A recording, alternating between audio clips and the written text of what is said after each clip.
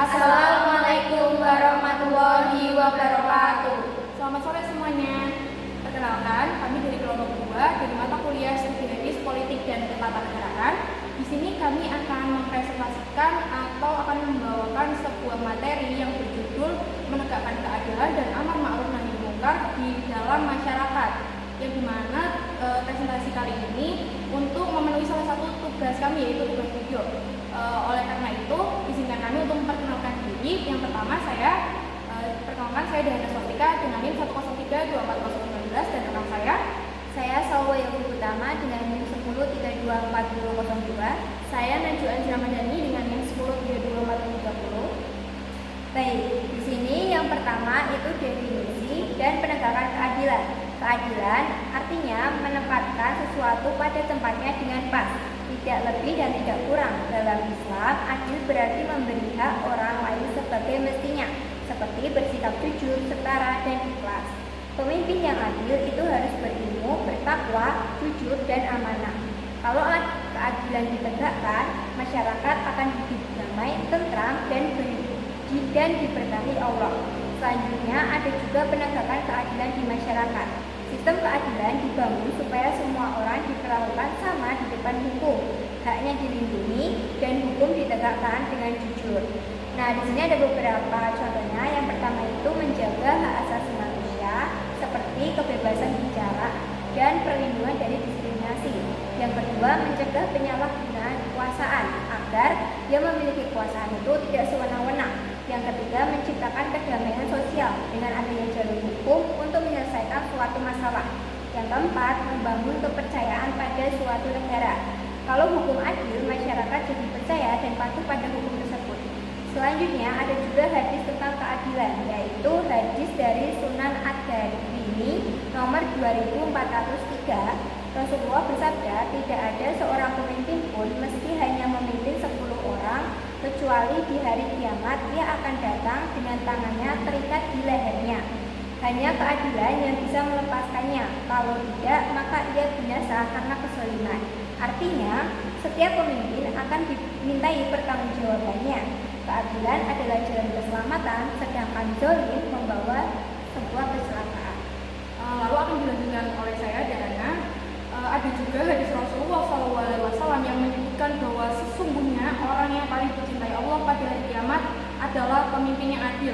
Hadis riwayat Tirmizi nomor 7146. Artinya pemimpin yang adil akan mendapat cinta Allah karena keadilan adalah kunci utama dalam memimpin. Pemimpin adil berarti menempatkan sesuatu pada tempatnya, memberi hak dengan benar dan tidak berbuat zalim. Lalu di sini saya akan memberikan keadilan pemimpin yang berdampak besar bagi masyarakat. Yang pertama adalah mewujudkan kehidupan sosial yang harmonis dan sehat.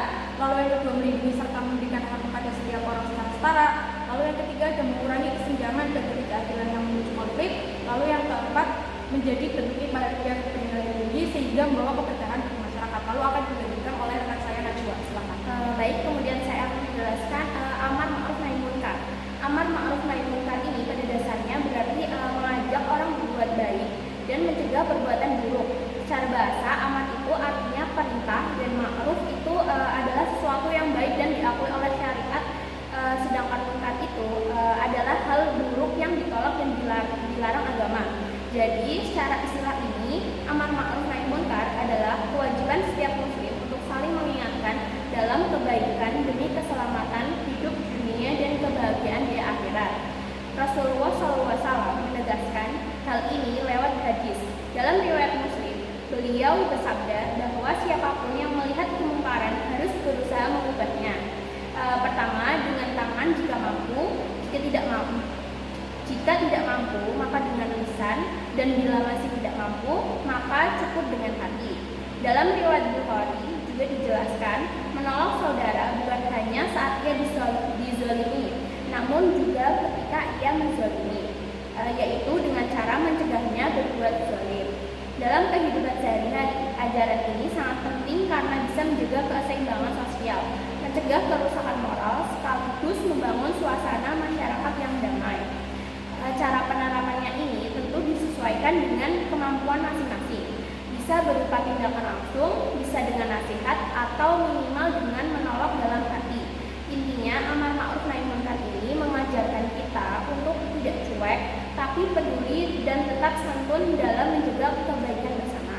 Nah, selanjutnya saya akan membacakan atau membawakan materi atau materi yang berjudul relevansi hadis menegakkan keadilan dan amar ma'ruf nahi munkar di dalam masyarakat. Nah, hadis Nabi SAW menegaskan pentingnya keadilan yang berbunyi, sesungguhnya orang-orang sebelum kamu binasa karena membiarkan orang terpandang mencuri, tapi menghukum orang lemah. Demi Allah, jika Fatimah binti Muhammad mencuri, pasti aku potong tangannya.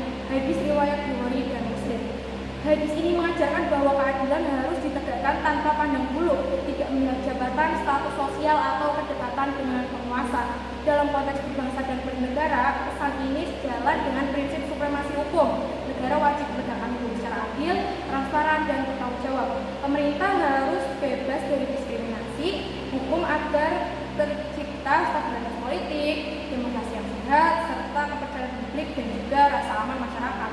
Hadis ini menjadi dasar moral bagi pemerintah dan aparat hukum untuk bekerja demi kesejahteraan rakyat dan menegakkan keadilan bagi semua. Lalu poin selanjutnya adalah relevansi hadis amar ma'ruf nahi munkar di dalam masyarakat. Ada juga hadis Nabi SAW yang berbunyi, barang siapa melihat kemungkaran maka ubahlah dengan tangannya, jika tidak mampu dengan lisannya, dan jika tidak mampu dengan hatinya, itulah selama-lamanya iman. Hadis riwayat Muslim. Nah, hadis ini itu menegaskan bahwa amar ma'ruf nahi munkar adalah tanggung jawab setiap muslim sesuai kemampuannya dalam kehidupan berbangsa dan bernegara.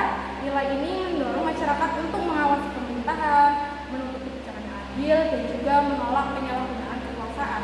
Bagi pemimpin, maknanya adalah menjalankan amanah secara adil, transparan, dan berpihak pada rakyat, serta memberantas segala bentuk korupsi dan ketidakadilan.